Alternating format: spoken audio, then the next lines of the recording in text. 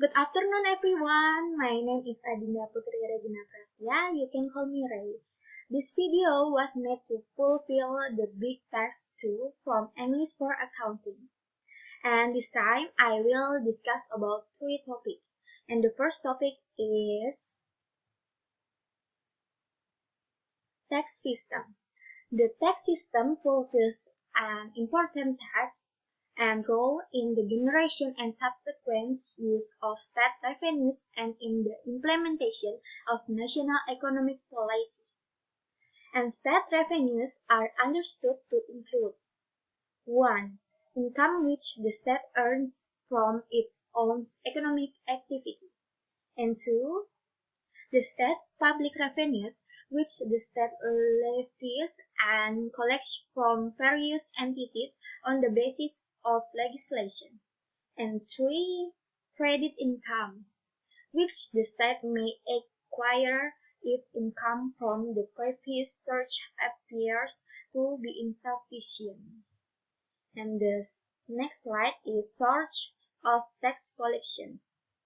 Household income from employment, and income arising from the corporate activity of individual and economic entities. And this is the asset of household and corporate entities in the national economy.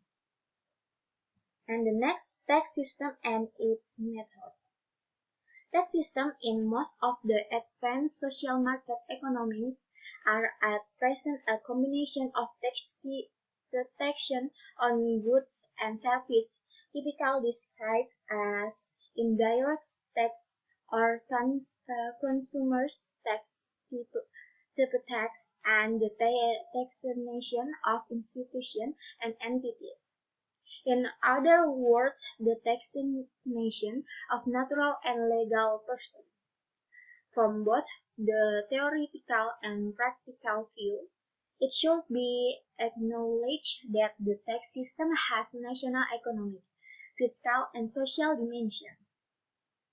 As regards the national economic dimension, it is necessary to understand the effect that a change or reforms of the tax system has on macroeconomic and microeconomic process and on the behavior of economic entities.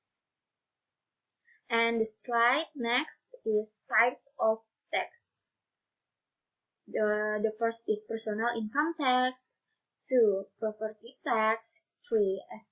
Estate and gift tax, 4. Corporate income tax, 6. Tariff on imports, 7. Payroll tax, and 8. Excise tax. And the slide next is federal tax. Federal tax is the money used by the government of a country to pay for the growth and upkeep of the country. Some look at federal tax as rent charged to live in a country, or the fee to use the resource provided by a country. And this is income tax terminology. A taxable income, incomeless. And marginal tax rate, tax paid on an additional dollar earned. And average tax rate, total tax as a percent of total income. And this is flat tax, big exemption. Flat rate for all income above HAL Robusta version. Tax, wage, and salary income at the household level, interest, dividend tax at the firm level. And the next topic is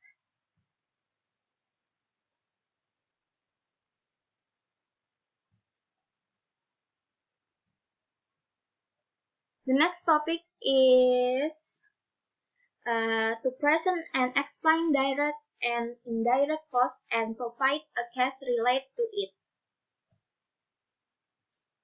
Example of direct costs. The most few examples of direct costs are the materials that go into producing the item and the labor that goes into creating. If you manufacture clothing, the amount of fabric and thread you use will vary directly in proportion to how many shirts you make. Even if you retail items that another business manufactures, the amount of inventory you purchase will vary. Relative to how many items you sell, similarly, you will pay your employees for a greater number of hours if they make and they make too. An example of indirect cost. The rent you pay on your facility is an indirect cost because it doesn't fluctuate to your sales volume. The utilities costs you incur to keep your operating going are considered indirect costs as well because you have to keep your lights on and your rooms heated, whether your business is thriving or struggling. An example of direct and indirect costs. Direct and indirect costs are accounting concepts that help you spare expenditure that fluctuate relative to how much business you transact and cost that stays mostly the same, whether you sell an item or 1,000.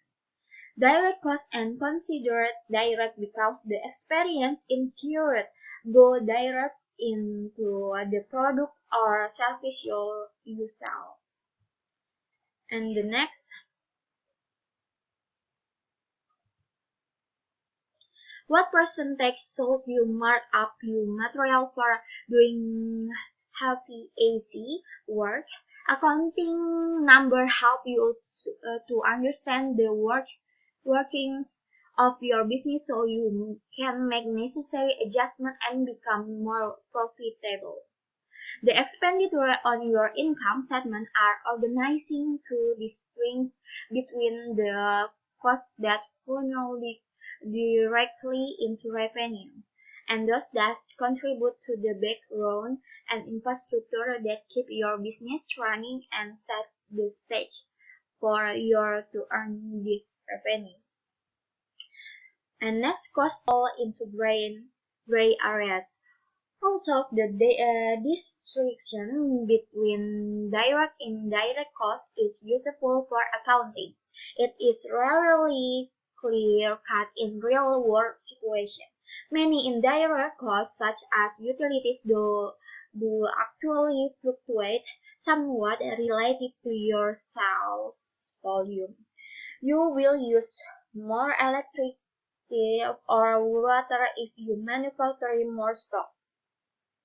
However, the correlation between the wattage you use and the product you make is virtually impossible to untangle.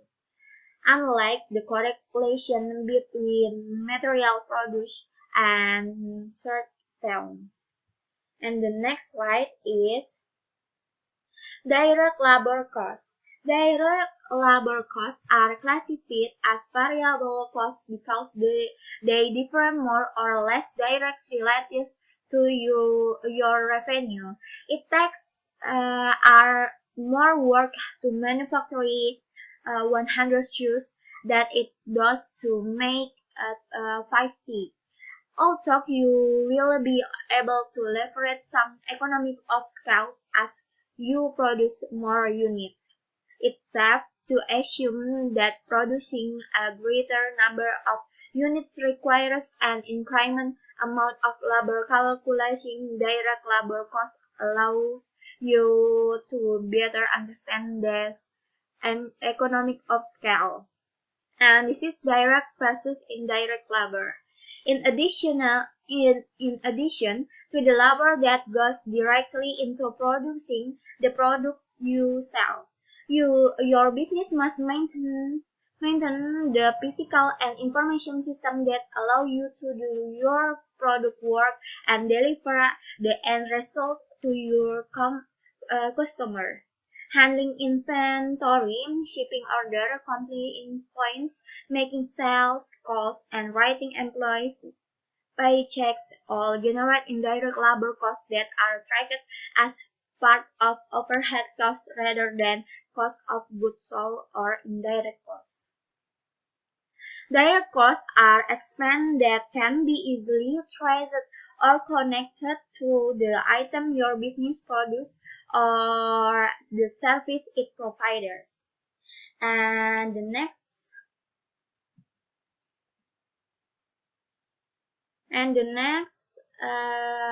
topic about the last topic about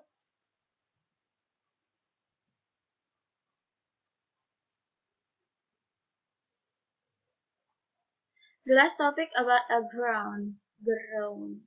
A groan is a verb in its ing. From that function as a noun and names an activity rather than a person or thing, you can use a groan as the subject, the complement, or the object of a sentence following the verb or after a preposition. Subject of a sentence: reading in. Help you to learn English. I enjoy reading. In. And complement: her favorite hobby is reading. In. And the next slide is infinitive. Infinitive are the two forms of the verbs. The infinitive form of learn is to learn. You can also use an infinitive as the subject, the complement, or the object of a sentence. Subject of a sentence: to learn is important. Object of a sentence: he wants to learn. And then complement: the most important thing is to learn. And the next slide is following a preposition, ground only. Ground can follow a preposition or a verb with preposition. Infinitives can. Some preposition: without, for, by, above, at, after, from, again, of, with, before.